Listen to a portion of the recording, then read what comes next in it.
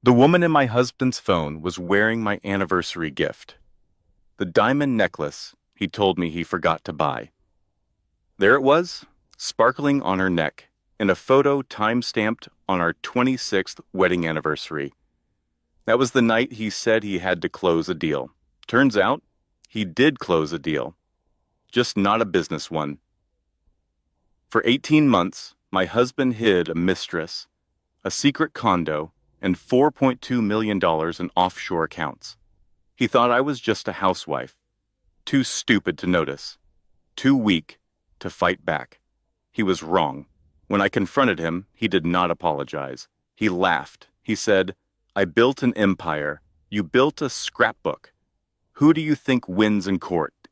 Then he kicked me out of my own house, froze my bank accounts, turned my own daughter against me with fake evidence. He thought he had destroyed me. But here's what my cheating husband forgot.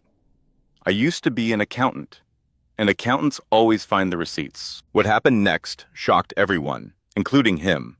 Stay until the end, because the final twist will change how you see this entire story. This is the story of how the king's mistress destroyed my marriage. So, I destroyed his empire. Lesson and value.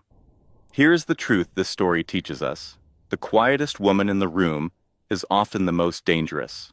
When you feel invisible, when you feel powerless, when everyone underestimates you, that is when you have the greatest advantage, because they never see you coming. This story is for every woman who has ever been told she is not enough, who has been dismissed, overlooked, or underestimated by someone who claimed to love her. You are stronger than you know, and your comeback can be greater than any setback. The woman in my husband's phone was wearing my anniversary gift, the diamond necklace I thought he had forgotten to give me, the one I had hinted about for months, the one I had circled in the catalog and left on his nightstand.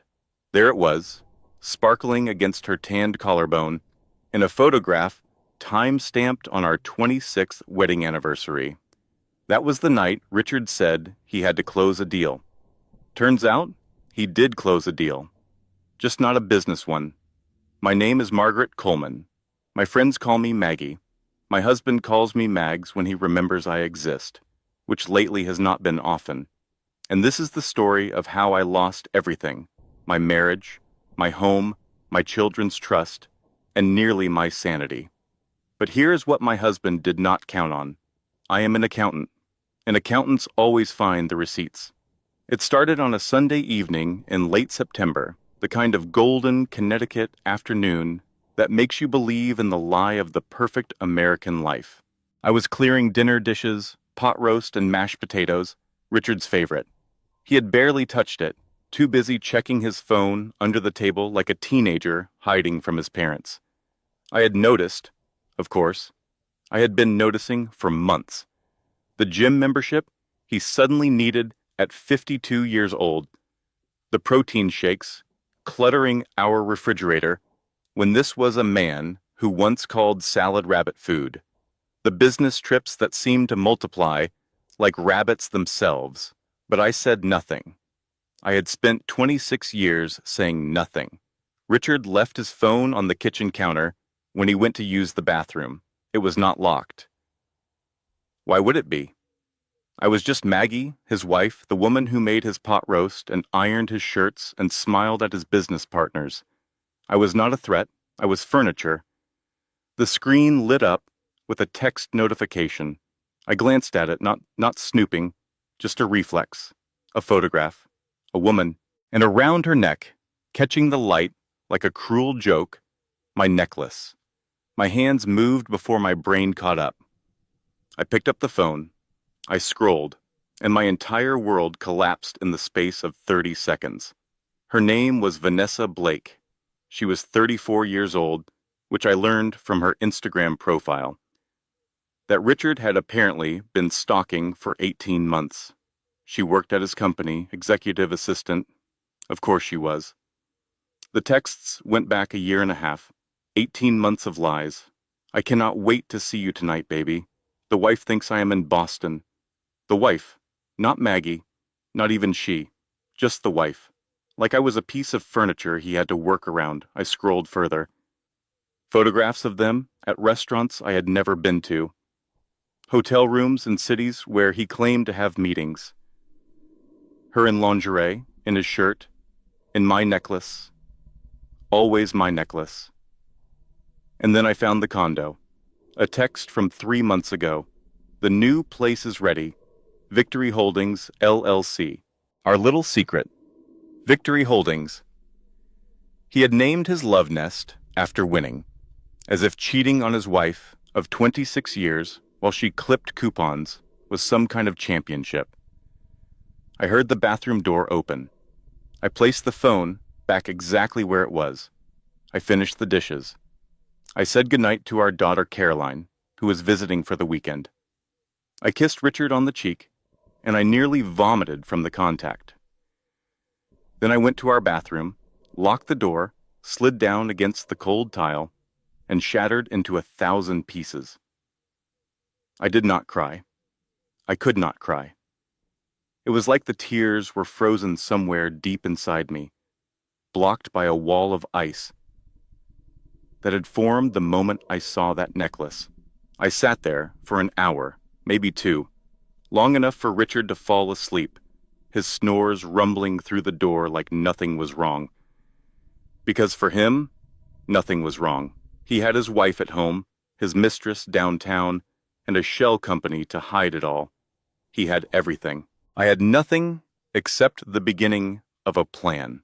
Looking back, I wish I had trusted my instincts sooner. For months, something had felt wrong. The late nights, the distracted dinners, the way he looked through me instead of at me. But I had convinced myself I was being paranoid, suspicious, a nagging wife. Ladies, if something feels off in your marriage, it probably is. Your gut is smarter than your heart. I wish someone had told me that 26 years ago. That night, I made a decision. I was not going to confront him. I was not going to scream or cry or throw things. Richard was a businessman. He would handle me the way he handled hostile negotiations. He would lie, deflect, gaslight, and ultimately win. No, if I was going to survive this, I needed to be smarter. I needed to be strategic. I needed to become someone Richard had never seen before. I needed to become dangerous. The next morning, I made coffee. I smiled. I kissed my husband goodbye as he left for the gym, knowing exactly where he was really going. And then I walked next door to Helen Crawford's house. Helen had been my neighbor for 15 years and my closest friend for 10. She was 62, divorced, and possessed the kind of sarcastic wisdom that only comes from surviving your own personal apocalypse. She opened the door in a bathrobe, coffee in one hand, a cigarette she was supposedly quitting in the other. "Jesus, Maggie," she said, looking me up and down. "You look like hammered hell. Get in here." I sat at her kitchen table, and I told her everything. The phone, the texts, the necklace, the condo called Victory Holdings like some kind of sick joke. Helen listened without interrupting. When I finished, she stubbed out her cigarette and looked at me with eyes that had seen this movie before. "Is he dead?" she asked. "Please tell me he is dead. I have been waiting 15 years to bake a casserole for your widowhood." "He is not dead," I said. Damn, I made a really good tuna casserole once. Despite everything, I almost smiled. Almost. "Okay," Helen said, leaning forward. "First thing, do not confront him, not yet. I made that mistake with my ex. Gave him time to hide everything. You need to be smart, honey. You need to be strategic." Strategic, I repeated. The word felt foreign in my mouth, like a weapon I did not know how to hold. Helen reached across the table and grabbed my hand. "The system is not designed to protect us, Maggie. It is designed to protect assets. And right now, you are an asset. His asset. Time to change that." Helen taught me the most important lesson of my life that morning. In a divorce, the person with information wins. The person with emotions loses. Feel your feelings later. Right now, gather your evidence. So that is exactly what I did. For the next 2 weeks, I became someone I did not recognize. On the surface, I was still Maggie Coleman, dutiful wife. I made breakfast. I attended my book club. I smiled at Richard across the dinner table and asked about his day. I even complimented his weight loss from all that gym time, watching his face for any flicker of guilt. There was none. He had been lying for so long, the truth had become a foreign language. But underneath, I was someone else entirely. I was an accountant who had spent 15 years at a top firm before giving it all up to raise children and support my husband's dreams. And now, for the first time in decades, I was using those skills again. I started with his home office. Richard left for the gym every morning at 6. That gave me 2 hours alone in the house before I needed to be anywhere. 2 hours to search, document, and photograph everything I could find. His laptop password was our anniversary date. The irony nearly killed me. I found the second credit card first, a platinum card I had never seen, registered to an address I did not recognize. The statement showed a pattern of charges that painted a picture of a life I knew nothing about. Jewelry stores, hotels, restaurants where a single meal cost more than our weekly grocery budget. Every charge was on a date when Richard claimed to be traveling for business.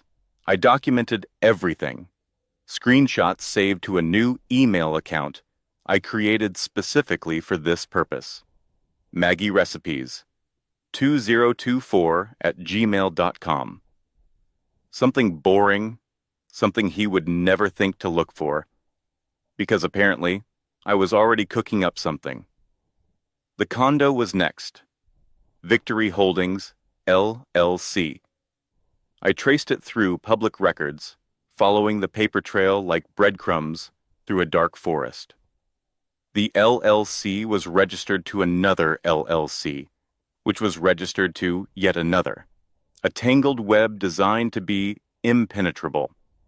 But I had spent 15 years untangling financial webs for corporations worth billions. Richard's little shell game was amateur hour. I found 6 LLCs in total. 6 companies that existed only on paper, funneling money away from our marital assets and into accounts I had never known existed. The estimated hidden amount made me physically sick. $4.2 million. $4.2 million hidden while Richard complained about the grocery bills, while he said we could not afford to visit my mother for Christmas, while I clipped coupons out of habit because he had made me feel guilty for every single purchase. He had been robbing me for years, and I had been too blind, too trusting, too beaten down to see it. I wish I could tell you I was strong during this time, that I handled everything with grace and determination. But the truth is, there were nights when I sat in Helen's kitchen at 2 a.m, drinking wine and crying until I had nothing left. Why, I kept asking. We had a good life. We had children. Why was it not enough? Helen had no answers. Some men are just broken, Maggie, she said. It has nothing to do with you. It is a hole inside them that no woman can fill. Not you, not Vanessa, not anyone. I wanted to believe her. I was not sure I did. 3 weeks after my discovery, I decided it was time to bring in the professionals. Helen connected me with David Lawson, a forensic accountant she knew through her ex-husband's bankruptcy proceedings. David was 45, methodical, and possessed the kind of dry humor that made even the darkest situations slightly bearable. Mrs. Coleman, he said at our first meeting, I have seen your husband's public financials. Impressive. Now let us find the private ones. I was an accountant, I told him, before. He paused, looking at me differently. Good. Then you know what I'm looking for. We worked together for 2 weeks. David dug into places I did not have access to: bank records, corporate filings, the kind of financial forensics that required subpoena power and professional credentials. What he found confirmed everything I had suspected, and more. Victory Holdings was just one of 6 shell companies. Richard had been consulting for his own fake businesses, paying himself fees that never appeared on our joint tax returns. The money flowed through a maze of accounts, eventually landing in a brokerage fund in the Cayman Islands. "This is systematic," David said, shaking his head. "He has been doing this for at least 10 years. Maybe longer. 10 years. A decade of theft. A decade of looking me in the eye and lying." "We have him," David said. "This is fraud, plain and simple. Any judge will see that." For the first time in weeks, I felt something other than despair. I felt hope. David recommended a divorce attorney. Patricia Hartwell, a woman known in Connecticut legal circles as the Shark. She specialized in high-asset divorces, the kind where husbands tried to hide fortunes from wives who had sacrificed everything. I went to see her the next day. Patricia was 50, sharp-featured, and possessed the kind of confidence that comes from winning battles most people think are unwinnable. "Mrs. Coleman," she said after reviewing my evidence, "this is excellent work. The hidden assets, the fraud, the proof of the affair. You have him. He will have to settle." "I do not want to settle," I said, surprising myself. "I want what is fair, half of everything, including the hidden assets." Patricia smiled, a predator's smile. "I think we can do better than fair." For the first time in months, I allowed myself to believe I was going to be okay. I had the evidence. I had the lawyer. I had the truth on my side. What I did not have was any idea how badly I had underestimated my husband. I made my first mistake because I trusted the wrong person. My daughter Caroline was 24, a recent law school graduate, and the person I believed would understand. She was a woman. She was educated. She would see the evidence and recognize the truth. I invited her to lunch at a quiet cafe downtown, neutral ground, a place where I could lay out the facts without Richard's shadow looming over us. I brought everything: the credit card statements, the photographs, the timeline of lies. I spread them across the table like a prosecutor presenting evidence. Vehemence, which I suppose I was. Caroline's face went through stages as she looked at each document. Shock first, then disbelief, then something I did not expect. Anger, directed at me.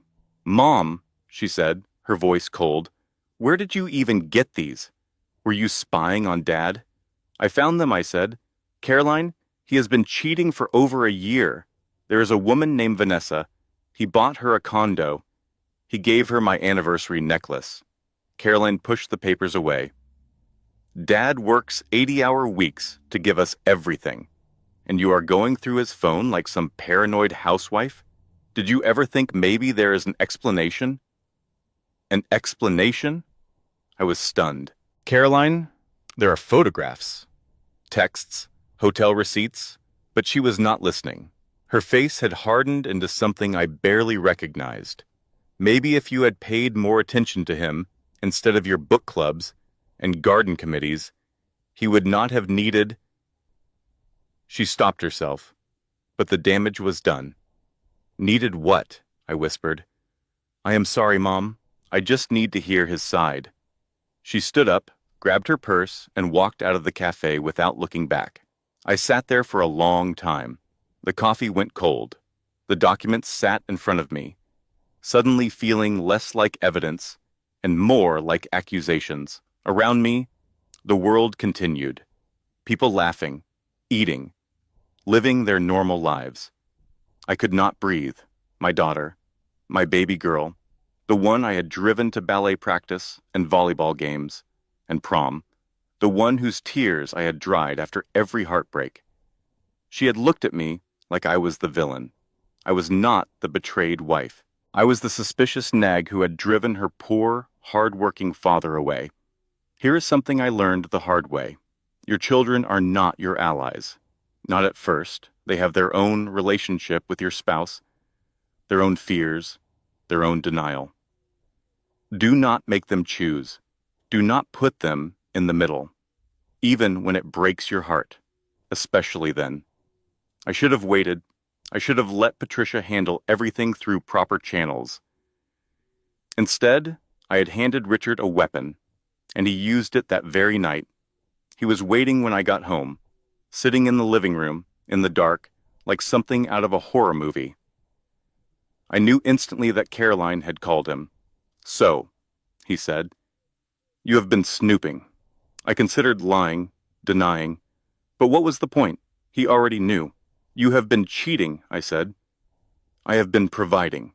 His voice was calm, controlled, the voice of a man who had been rehearsing this conversation. "For 26 years, I have provided for this family. This house, the cars, the kids' education. Everything you have, Maggie, is because of me. I gave up my career for this family," I said. "I raised our children. I managed this house for 26 years. He laughed. Actually laughed. "Managed what?" "You had housekeepers, nannies, a gardener.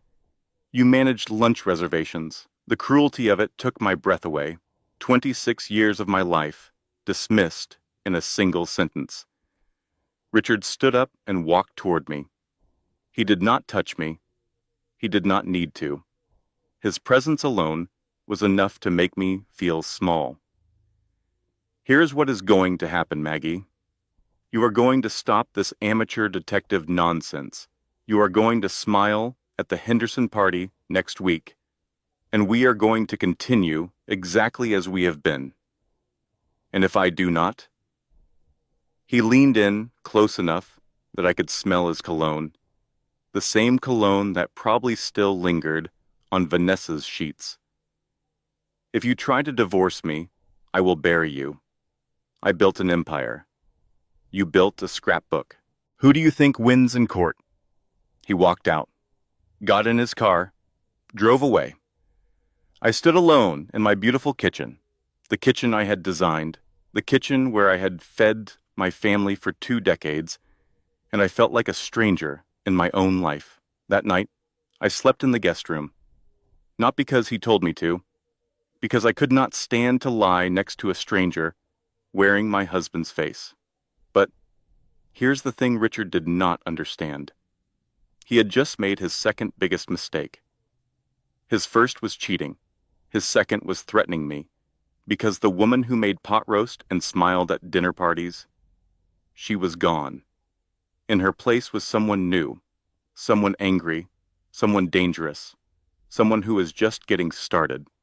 I did not confront Richard again. I did not cry.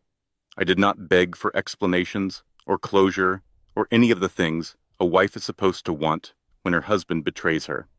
Instead, I prepared. Patricia Hartwell became my general. David Lawson became my intelligence officer. Helen Crawford became my safe house. For 2 weeks, we worked in secret, building a case so airtight that Richard would not be able to wiggle out of it. We had the hidden assets, $4.2 million in shell companies and offshore accounts. We had the affair, 18 months of photographs, texts, and hotel receipts. We had the condo. Victory Holdings, LLC, purchased Obeds with marital funds without my knowledge or consent. And we had a strategy. Patricia would file for divorce on Monday morning. By the time Richard knew what hit him, his assets would be frozen, and his options would be limited. "This is as clean as it gets," Patricia told me at our final meeting. "He will have to settle. There is no other option." I went home that Friday evening feeling something I had not felt in weeks. Hope. By this time next month, I would be free. My children would eventually understand. I would start over, rebuild my life, become someone new. Richard was waiting for me. He was not alone. A man I did not recognize, Sat next to him on the couch. Expensive suit, leather briefcase, the unmistakable aura of a lawyer who charges by the minute. "Mags," Richard said, his voice dripping with false concern. "Come sit down. We need to talk." I did not sit. "What is this?" Richard smiled. That smile I had once loved, now twisted into something predatory. "You think you are the only one who can hire people, Maggie?" The lawyer opened his briefcase and pulled out a stack of documents. "Mrs. Coleman, my name is Gregory Wells.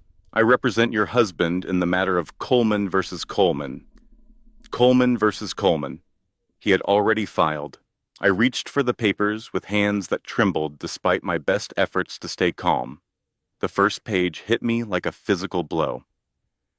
Petition for divorce, filed by Richard Coleman, citing irreconcilable differences and financial irresponsibility by the respondent. Financial irresponsibility? I looked up at Richard. "You have got to be kidding me." "There is more," the lawyer said. "A motion for emergency relief." I flipped to the next document. Emergency motion to freeze assets due to dissipation of marital funds by Margaret Coleman. He was accusing me of hiding money. He was accusing me of the exact thing he had done. "I found your little account," Richard said, still smiling. "The one you have been using to pay that forensic accountant. That is marital money, Maggie. My lawyer has already notified the bank. As of this afternoon, you have no access to any joint accounts." I felt the blood drain from my face. He had outmaneuvered me. While I was building my case, he was building his own, and he had struck first. "You filed for divorce first," I said, realizing the implications. "In Connecticut, that gives you the home court advantage." Richard shrugged. "I learned a long time ago, Mags. In business and in life, the first one to strike usually wins." The lawyer stood and handed me the final document, a temporary restraining order. "Ms. Coleman, you are hereby ordered to vacate the marital residence within 48 hours. Mr. Coleman has concerns for his safety given your erratic behavior." Erratic behavior? I was shaking now. I have never done anything erratic in my entire life. Richard leaned forward. "You have been snooping through my personal belongings, going through my phone, hiring investigators. That is not the behavior of a stable person, Maggie. That is the behavior of someone who is unraveling." He had turned everything around. My evidence gathering was now erratic behavior. My self-defense was now aggression. My truth was now instability. "You should have taken my offer," Richard said as I stood there, frozen. Smiled at the party. "Kept your mouth shut. Now it is war." And sweetheart, I do not lose wars. I walked out of my own house that night with nothing but my purse and the clothes on my back. I had 48 hours to collect my things, 48 hours before I became homeless.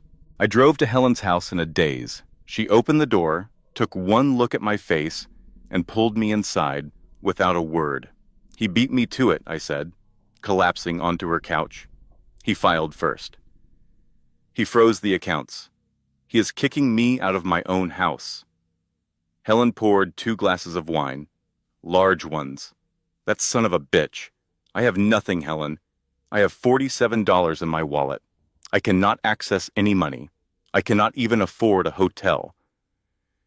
Helen sat down next to me and took my hand. "You are staying here? No arguments. We will figure this out." But I could not figure anything out. My brain was spinning, trying to find a way forward, and coming up empty. Then my phone buzzed. A voicemail from Caroline. I listened to it on speaker. Helen's face grew darker with every word. "Mom, I talked to Dad. He showed me texts between you and someone named Mark. He said you have been having an affair for years. Is that why you accused him? To cover your own guilt? I cannot talk to you right now. Do not call me." The phone slipped from my fingers. "I do not know anyone named Mark," I whispered. "There is no Mark, There never was a mark. Helen picked up the phone and played the message again. Her jaw tightened. He fabricated evidence. That bastard made up an affair to turn your own daughter against you. I sat on Helen's guest bed that night, surrounded by garbage bags full of my life, and I understood something clearly for the first time. This was not a divorce. This was an assassination. My husband was not just leaving me, he was erasing me, and my children were watching him do it, believing every word. The next 48 hours were the worst of my life. I went back to the house to collect my things. Richard was not there, but the message was clear. My clothes had been stuffed into garbage bags, some of them ripped. My photo albums were in a cardboard box, water damaged. My mother's china, passed down through 3 generations, was shattered in a heap on the garage floor. Only the pieces too broken to save. I salvaged what I could, loaded it into my car, drove away from the house I had made into a home for 26 years. That afternoon, I tried to buy gas. My debit card was declined. I tried the credit card. Declined. I tried the emergency card I kept hidden in my wallet. That account has been flagged for review, the gas station attendant said, looking at me with a mixture of pity and suspicion. I had $47. That was it. My entire net worth, after 26 years of marriage, to a man worth millions. Helen paid for my gas. She bought me groceries. She set up the guest room with fresh sheets and told me I could stay as long as I needed. But even Helen could not fix what happened next. Tyler called first, my son, my sweet boy, who had always been closer to me than to Richard. He was crying. Mom, Dad showed me those texts. The ones from Mark. He said you have been lying to us for years. Tyler, I said, my voice breaking. There is no Mark. Your father fabricated those texts. I have never cheated on anyone in my entire life. He was silent for a long moment. I could hear him breathing, trying to decide who to believe. Dad seemed really hurt, Mom. He was crying. I have never seen him cry. Of course, Richard was crying. He was a performer. He had been performing our entire marriage. Tyler, please, I begged. I am telling you the truth. I need time, Mom. I just need time to think. He hung up. Caroline did not call at all. When I tried to reach her, my calls went straight to voicemail. Eventually, they stopped going through entirely. She had blocked me. My own daughter had blocked me. I spent 3 days in Helen's guest room, barely eating, barely sleeping. I tried to call Patricia, but her office said she was unavailable. I tried to call David, but the forensic accounting work had stopped since I could no longer pay him. I was alone. Completely alone. On the 4th night, at 3 a.m, I made a decision. I would give up. I would sign whatever Richard wanted, take whatever scraps he offered, disappear to somewhere far away where no one knew my name or my shame. What was the point of fighting? My children hated me. My evidence had been turned against me. I had no money, no home, no future. I was reaching for my phone to text Patricia when it rang. My mother's name on the screen. Ruth Whitmore was 68 years old, a widow, and possessed the kind of southern steel magnolia spine that had been forged through decades of hardship. My father had died 15 years ago, leaving her alone, but never weak. Margaret Ann Coleman, she said before I could even speak. You answer this phone right now. Mom, it is 3 a.m. I know what time it is. I also know you are sitting in the dark, feeling sorry for yourself. Get dressed. I am driving up from Virginia. There is something you need to see. She hung up before I could argue. 6 hours later, she was at Helen's door. She looked exactly like she always did, perfectly put together, steel gray hair and an elegant twist, eyes sharp enough to cut glass. She was carrying a banker's box. What is that? I asked. Your inheritance, she said, pushing past me into the house, or rather, Richard's debt. We sat at Helen's kitchen table, and my mother opened the box. Inside were documents I had never seen before, Old papers, yellowed with age, covered in my father's careful handwriting.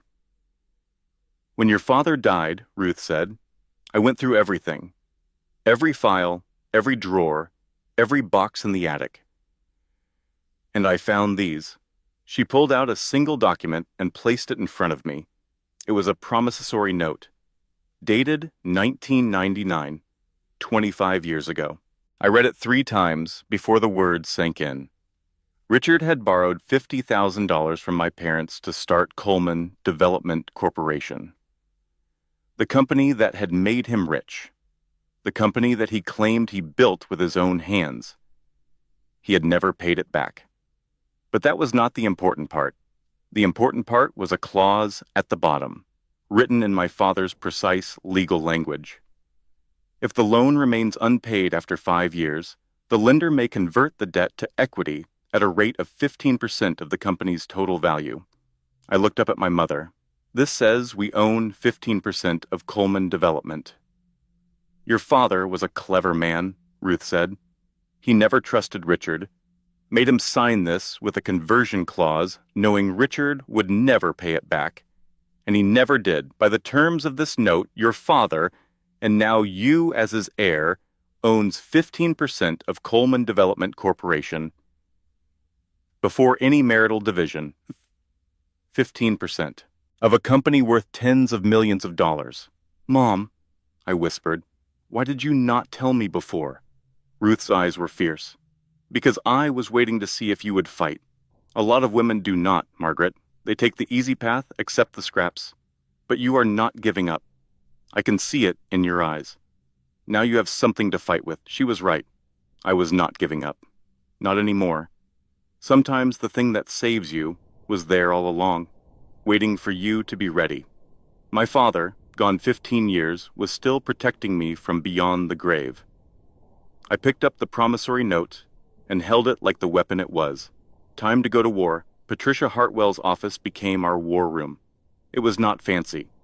A converted brownstone downtown, cluttered with case files and legal texts. But within those walls, we built something powerful. Our team was small but fierce. Patricia Hartwell, attorney, 50 years of fighting for women like me. David Lawson, forensic accountant. Back on the case now that my mother had fronted the fees. Helen Crawford, moral support, also responsible for coffee, profanity, and keeping morale high. Ruth Whitmore, secret weapon, carrier of documents and savage one-liners. And me, Maggie Coleman, the invisible wife who was about to become very visible. Let me make sure I understand, Patricia said, spreading the documents across her conference table. We have $4.2 million in hidden assets. We have fabricated text messages, which is fraud.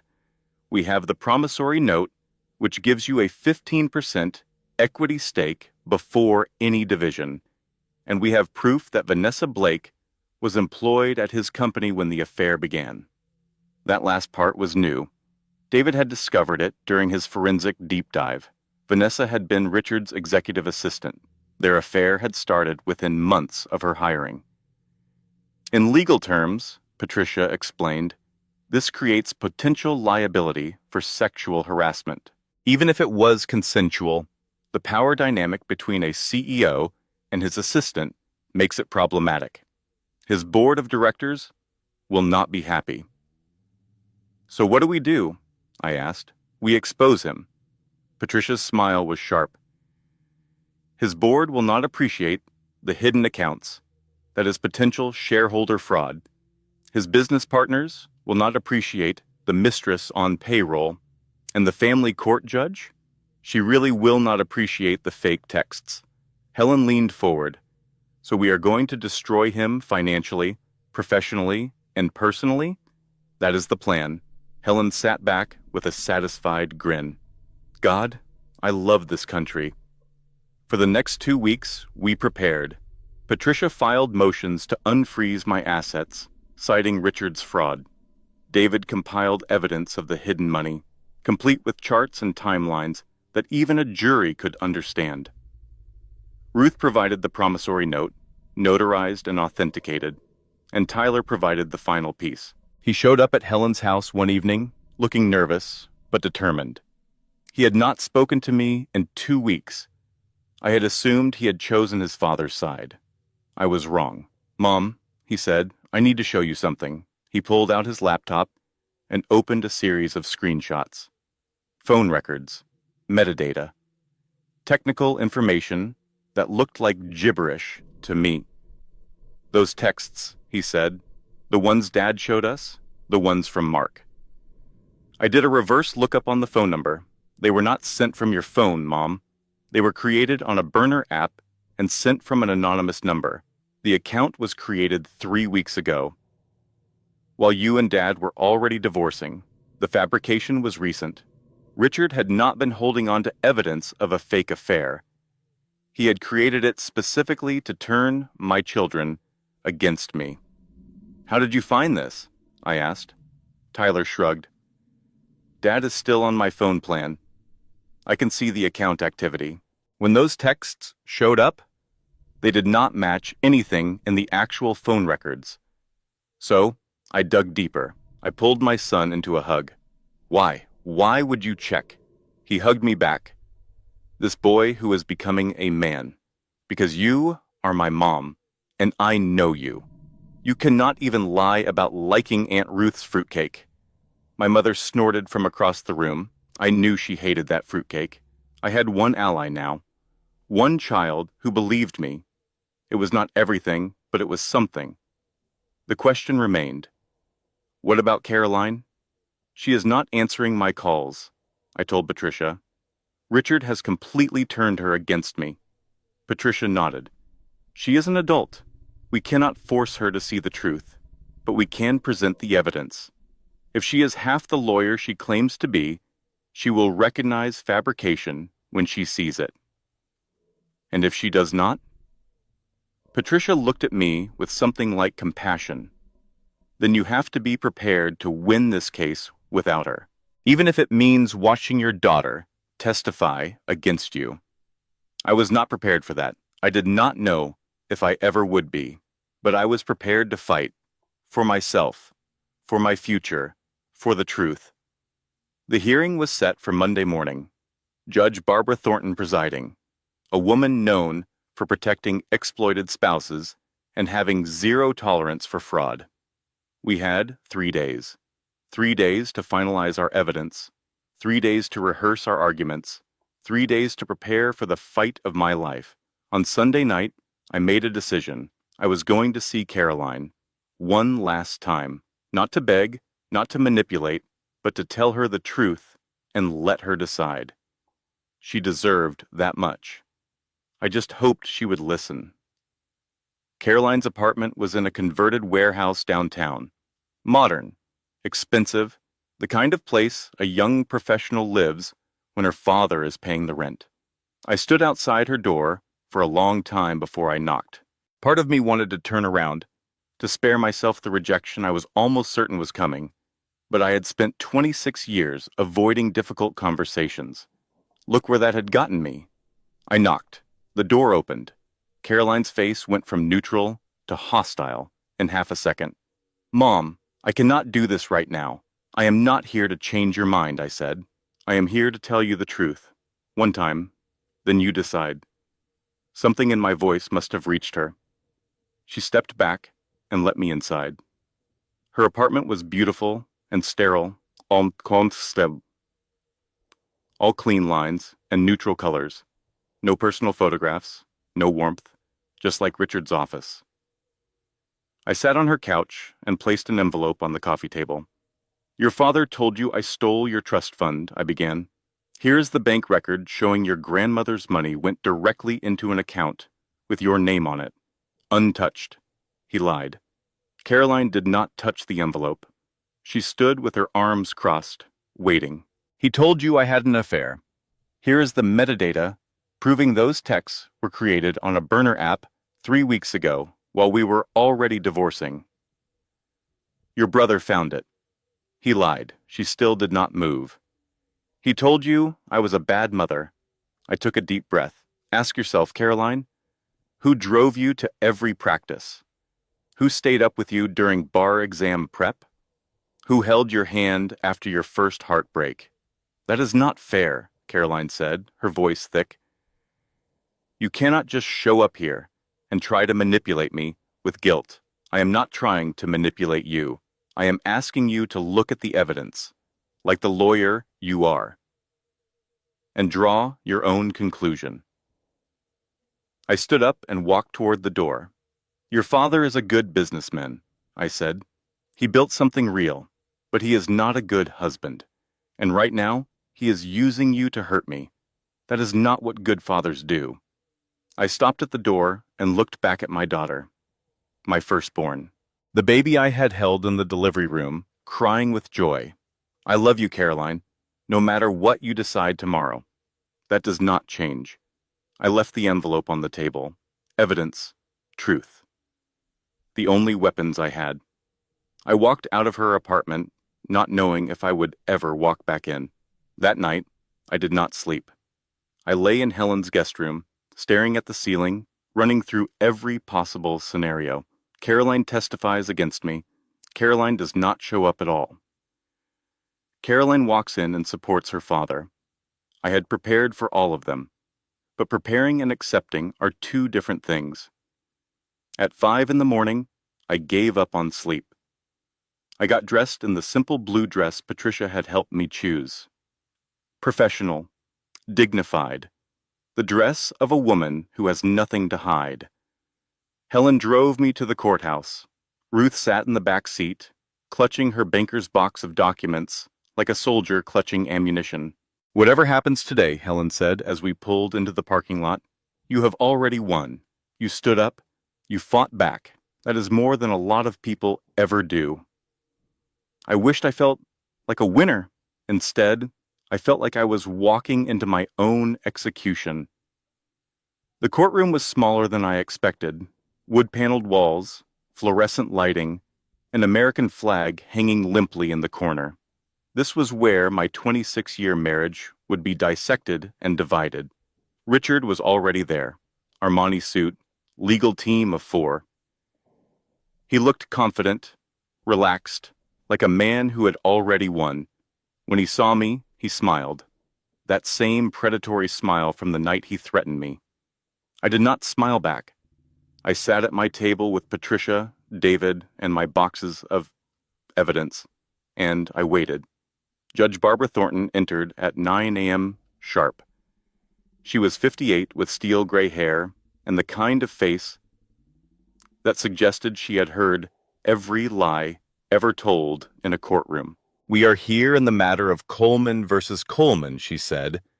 Petitioner has filed for dissolution of marriage, division of assets, and spousal support. Respondent has filed counterclaims, including fraud, dissipation of marital assets, and fabrication of evidence. Is that correct? Both attorneys confirmed. Then let us begin. Richard's lawyer went first. He painted a picture of a hard-working husband driven to seek comfort outside his marriage by a cold, suspicious wife. He described my evidence gathering as stalking. He described my forensic accounting as financial sabotage. Mrs. Coleman became erratic, he said, going through her husband's personal belongings, hiring investigators, accessing private accounts. Mr. Coleman had no choice but to protect himself and his business. Patricia did not object. She let him finish his entire presentation. Then she stood up. Your Honor, she said, opposing counsel has painted an interesting picture. Now let me show you the photograph. She started with the hidden assets, Exhibit A through F. 6 shell companies, $4.2 million, funneled away from the marital estate over 10 years. She moved to the promissory note, Exhibit G, $50,000 borrowed from Mrs. Coleman's parents to start the company, never repaid, convertible to 15% equity. She concluded with the fabricated texts.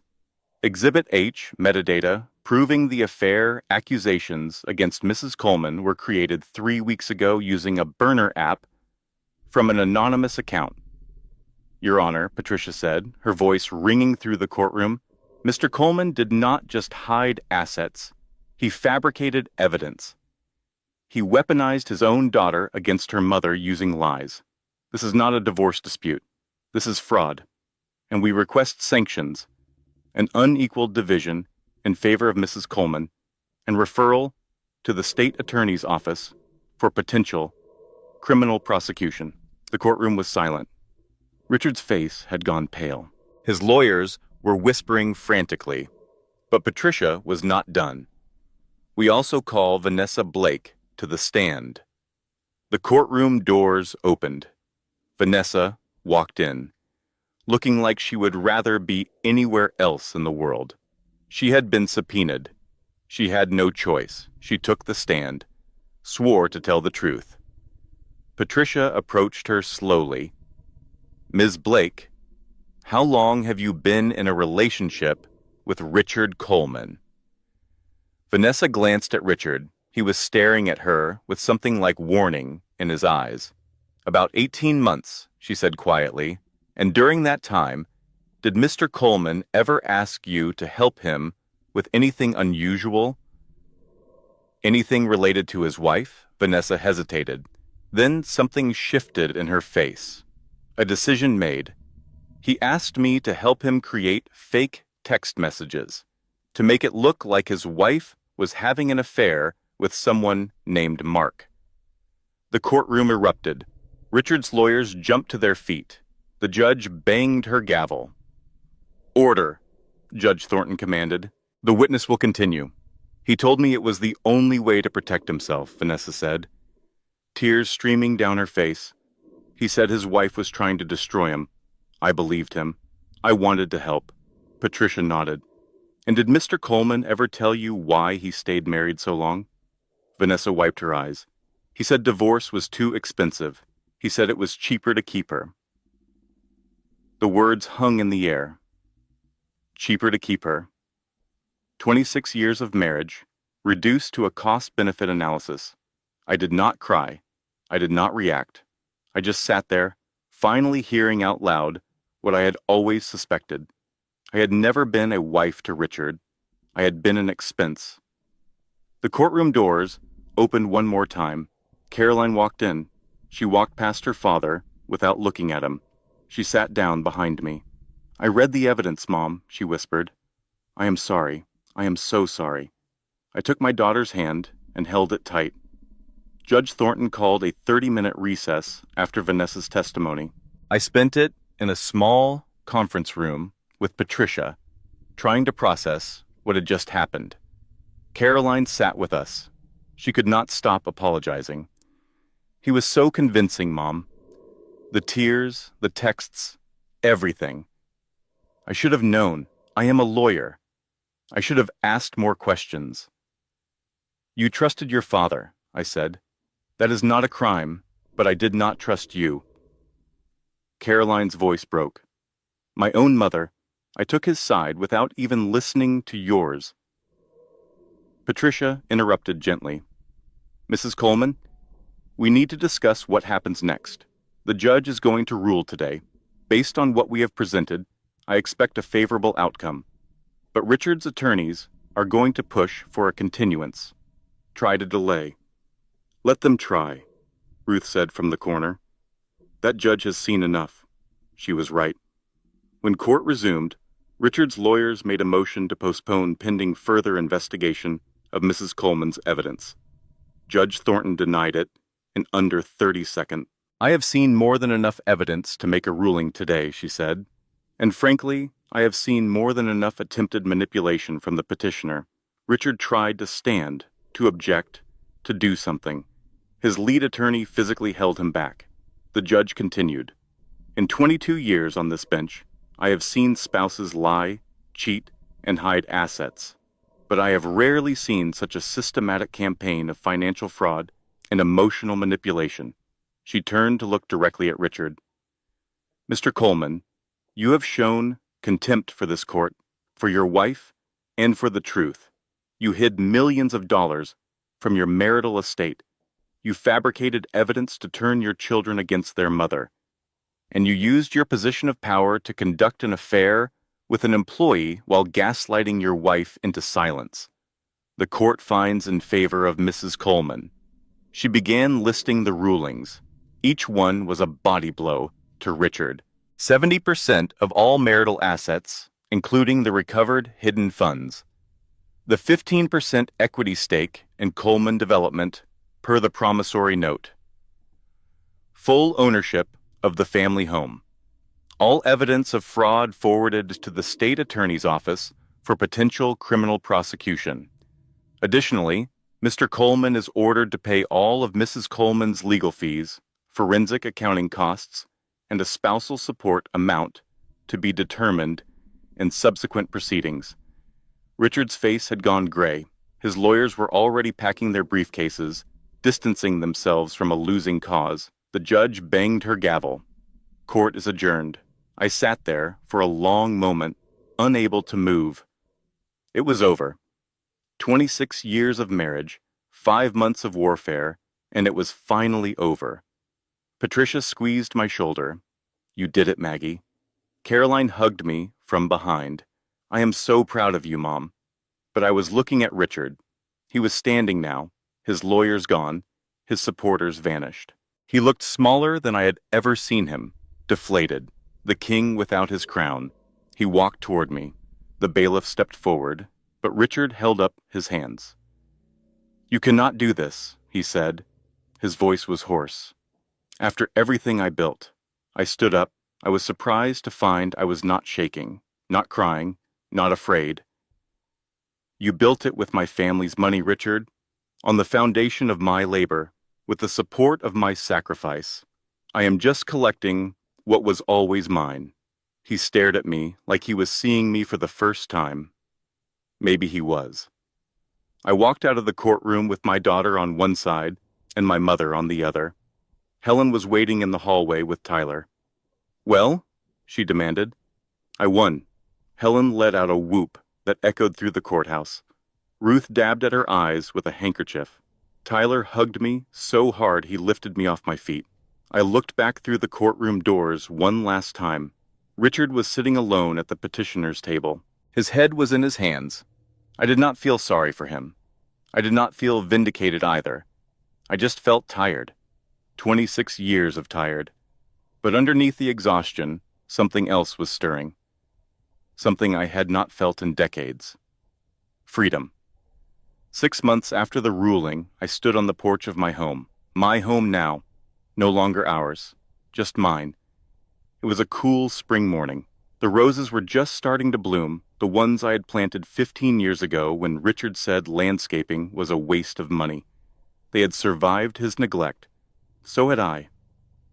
The front door opened behind me. "Margaret," Ruth called out. "Helen is making mimosas again. She says it is brunch rules and champagne is mandatory." I smiled. "Tell her I will be there in a minute." My mother disappeared back inside. Through the windows, I could see them, Ruth criticizing Helen's pouring technique. Tyler laughing at something on his phone, Caroline setting the table, her movements careful and precise. My family. Smaller than it used to be, but stronger, the past 6 months had been a whirlwind of change, some good, some painful, all necessary. Richard's criminal investigation was ongoing. The state attorney's office had found enough evidence of tax fraud to pursue charges. His board of directors had forced him out as CEO. The man who once commanded boardrooms now spent his days consulting with lawyers about how to avoid prison. He lived in a condo now. The Victory Holdings property, ironically, the love nest had become his only home. Vanessa left him 2 months after the trial. According to Helen's network of gossip, she was now dating a tech entrepreneur in his 30s. Some people never learn. As for me, I was learning every day. I learned how to manage my own finances for the first time in decades. I learned how to make decisions without seeking approval. I learned how to say no without apologizing. And I learned that happiness does not arrive all at once. It comes in moments. Small ones at first, then bigger. The first morning, I woke up without dread. The first dinner, with all my children, where no one once mentioned Richard's name. The first time I looked in the mirror and saw someone I recognized. People ask me if I am happy. It is a complicated question. Am I happy my marriage of 26 years was a lie? No. Am I happy I had to fight my own daughter to prove my innocence? No. But am I happy standing in my own home, financially secure, surrounded by people who love me? Yes. For the first time in decades, yes. I know exactly who I am now. Not Richard's wife, not the invisible woman, not the household manager or the social coordinator, or any of the roles I played for so long. Just Maggie. And Maggie is enough. Caroline appeared at the door. Mom, everything okay? I turned to look at my daughter. Our relationship was still healing. There were conversations we had not had, apologies that were still being processed, but she was here. She showed up. That mattered. Everything is fine, I said. Better than fine. She smiled. Good, because Helen just spilled mimosa on Grandma's blouse, and I think we need a referee. I laughed. Actually laughed. The sound surprised me. I had forgotten what my laugh sounded like. Coming. I took one last look at the roses, at the porch I had always loved, at the life I was building from the wreckage of the old one. Then I went inside to have brunch with my family. 3 days after the brunch, a package arrived. It was small, padded envelope, no return address, just my name written in handwriting I did not recognize. I almost threw it away. 6 months of divorce proceedings had made me suspicious of unexpected mail. But something made me open it. Inside was a USB drive and a note. I thought you should know. V.B. Vanessa Blake. I stared at the drive for a long time. Part of me wanted to destroy it. Whatever was on there, it would only bring more drama, more pain, more complications. But another part of me needed to know. I plugged it into my laptop. Audio files, dozens of them. Recordings. I clicked on the first one. Richard's voice filled the room. She has no idea. 26 years and she still believes the accountant story. I was skimming from the company before we even got married. I listened to all of them. Hours of recordings. Richard talking to Vanessa, to business partners, to people I did not recognize. Bragging about his schemes. Laughing about his clueless wife. Planning futures that did not include me. But it was the last recording that changed everything. This one was recent. I could tell from the background noise, the bitter edge in Richard's voice. This was after the trial. After he lost everything. I will get it back. All of it. She thinks she won? I have got contacts, offshore accounts she does not know about. Give me 18 months. I will rebuild, and then I will make her pay. He was planning something. Even now, even after losing, he was not done. I sat back in my chair and thought about what to do. The old Maggie would have panicked, would have called Patricia immediately, begged for protection, waited for someone else to fix it. But I was not the old Maggie anymore. I picked up my phone and called Patricia. Patricia, it is Maggie. I need you to connect me with the federal prosecutor. We have more evidence. I explained what I had found. Patricia listened, asked clarifying questions, and then said something that surprised me. Maggie, you know this means more hearings, more testimony, more of your life under a microscope. I know. And you want to do it anyway? I looked out the window at my garden, at the roses blooming, at the life I had built. This is not just about me anymore, I said. Richard is going to do this again. To someone else.